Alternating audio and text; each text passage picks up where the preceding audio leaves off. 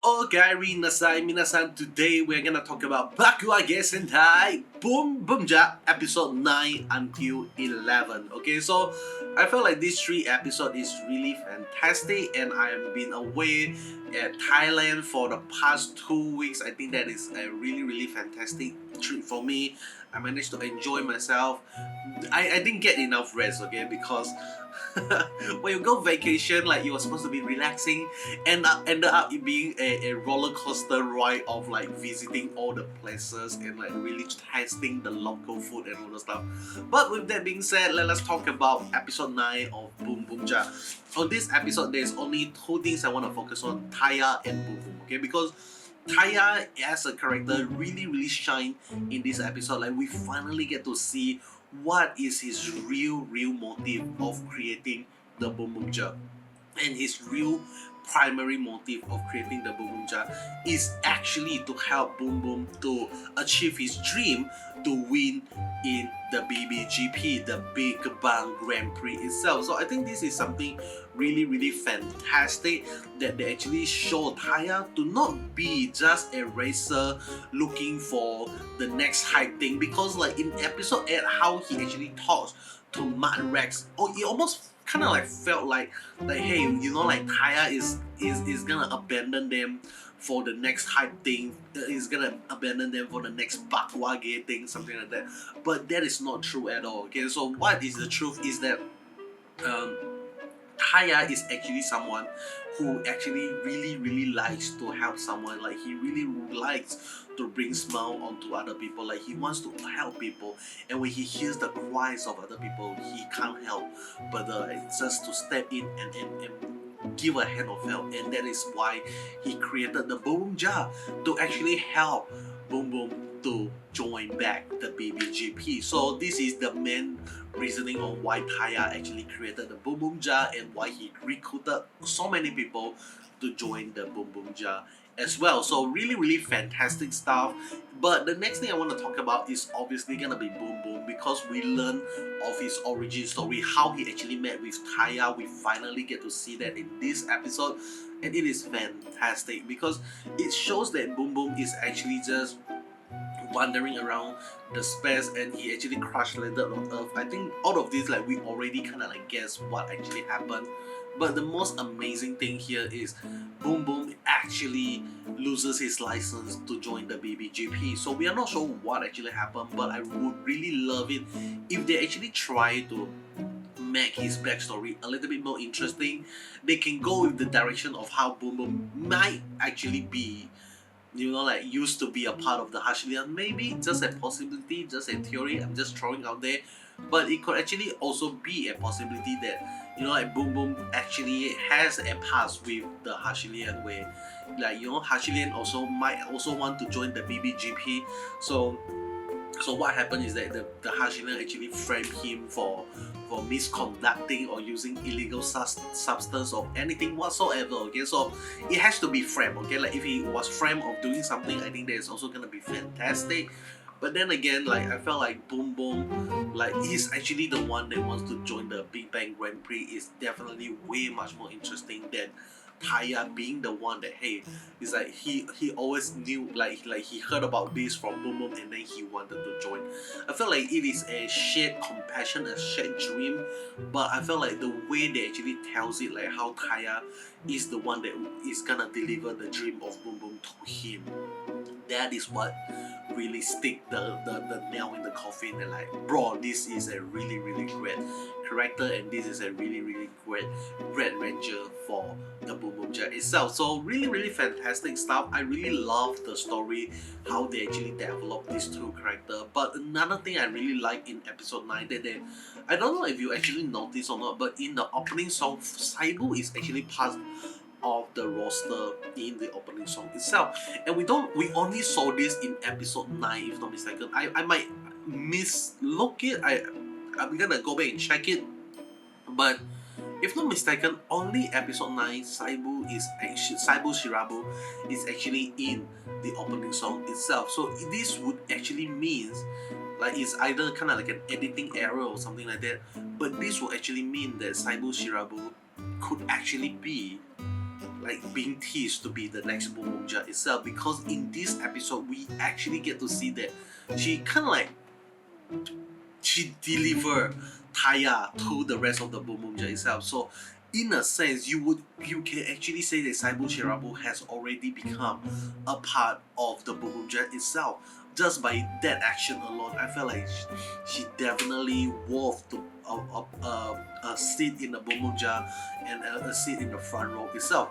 So with that being said, I felt like something really interesting that I really want to mention is like I felt like how the story is progressing right now. If Shirabu were to become a part of the Boonboomger, she would need to be curious enough to about like the Boonboomger. She needs to be curious enough regarding the Bakuageness that all of them are actually talking about. And I felt like the moment she actually captured the heart of the Bakuage, that she's definitely gonna be a part of the Boonboomger. So the biggest question right now is like, what color is she gonna be? A lot of people is actually like teasing the color Boon Violet. Yeah, so I'm not sure whether or not that is actually gonna be the case or not, but it's definitely gonna be really interesting if we actually get to see Saibu Shirabu becoming a ranger. Okay, so with that being said, let me move on to episode 10, which is a very short episode because it mainly focuses on some like character dynamics. We actually get to see Mira and Gemba doing a little bit of like dancing here and there, and how Mira used, like her character is becoming the decoy for the enemy, something like that. And Gemba, like this is his first time doing the delivery walk and all the stuff. So all of these are really fantastic stuff. But that is it, okay? That is it in episode 10. I think this episode 10 is kind of like a closure to Arc 1 and the beginning of Arc 2 itself.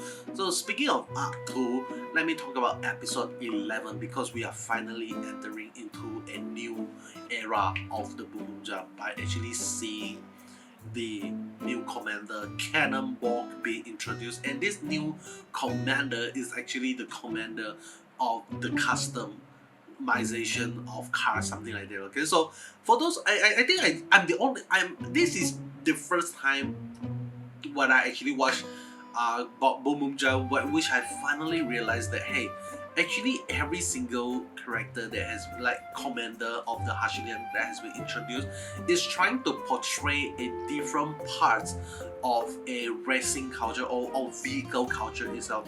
Like when we saw the Neko girl, the one of the female Hashirien that we always get to see, the cat girl, like her name is actually Itasha. So for those who doesn't know, Itasha is actually referring to the sticker mod of a car itself. So if you go and like just Google search what is Itasha, you would actually find out that hey, Itasha means like kind of like sticker modding of a car itself. It's not like really modding the how do I say, the body, but it's actually applying sticker onto the body itself. So that is Itasha, what Itasha actually means. So I haven't like really done my research on what does I think that the speaker guy is definitely like the culture where you actually mod your car into kind of like a black box thing. I think that is the culture they are going for. I'm not so sure about the Yaro car. So yeah, I think all of them are really fantastic stuff. Like every single one of them represent different culture of automobile. Even from Commander Mad Rex, obviously he is actually portraying the character of the biker gang in Japan. So right now we actually get to see Cannonball being the custom chief. So maybe we are actually getting to see more of like customization of cars and different auto monsters, something like that. So that is really fantastic. But that is not the only thing we actually saw in this episode. We also get to meet Naito Raita. He's supposed to be the reason why Taya wanted to become a delivery man. Like we don't actually get to see that happening. We only get to see like he's being introduced and he was given a task by Taya and all those stuff. And I love how by the end of the episode, like Naito actually realized that hey, this kid right in front of me, Taya, turns out to be the Boonboomger itself. You know, like because when he first asked Taya to deliver the toy of the Boonboomger Boonboomger towards the kid. Like Taya, like it's quite obvious that this Naito guy that doesn't know that Taya is actually Boonred. He doesn't know that he is actually part of the Boonboomger itself.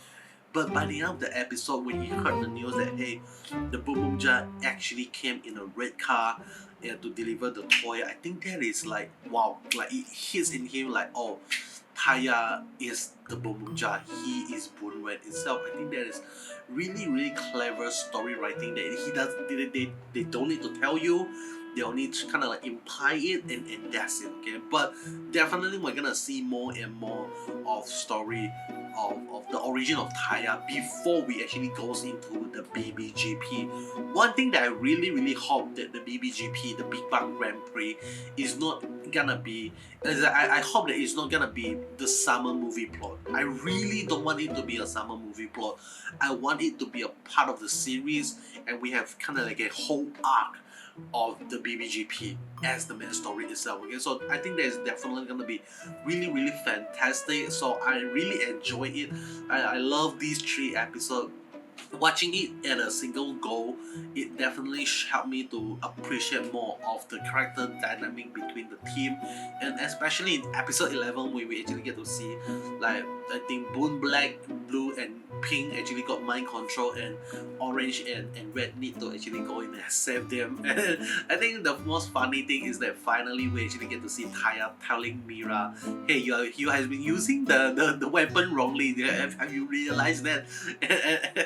And Mira be like, I don't care. I'm still gonna use it like a whacking pole, something like that. So that is really fun for us to actually see, okay? But with that being said, I think I have one final question, okay? I felt like definitely need answering is that the where is Yaroka actually going with all the gasoline? Like every single time when he absorb all those gasoline, he actually kind of like travel into a different pocket dimension. And where is he going with that, man? Like is he trying to deliver all those gasoline back to the Hashirien headquarters? And we're like, why do they actually felt a need to stop Yaroka from going to his destination? Because like if it doesn't actually bothers them, like why would they actually like go into that pocket dimension and chase after Yaroka itself, okay? So I think that is the only thing that we need a little bit of explanation, like why do they actually do that and all those stuff. I feel like if we actually have the answer, it would definitely be much more interesting and way much more intense for us to actually get to see them chasing down Yaroka itself. Because right now it's like we are not sure what Yaroka is planning to do with all those gasoline, like where is he going with and all those stuff. Because it's like the monster doesn't actually grow big if they don't actually kind of like affected the if they don't actually like if they didn't go in and kind of like force Yaroka outside of the track himself, okay? So yeah, this is just a few questions that I have from the episode and from the overall story itself. But with that being said, I think that is pretty much it from me regarding Bakuage Sentai Boonboomger episode 9 until 11. It is definitely a really fantastic series. If you enjoyed the video and you've made it this far, means you love my content and you would like to see more of it. So if you haven't subscribed, this will be a good time to do so. But lastly, I want to leave you with a word of Sunny in the comment section below, because sunny vibes every day, okay? Like the Boonboomger is giving us a lot of sunny vibes, so really fantastic style. So with that being said, that is all from me. Hope you enjoy. If you like what you see, you know what to do, and subscribe. Goodbye.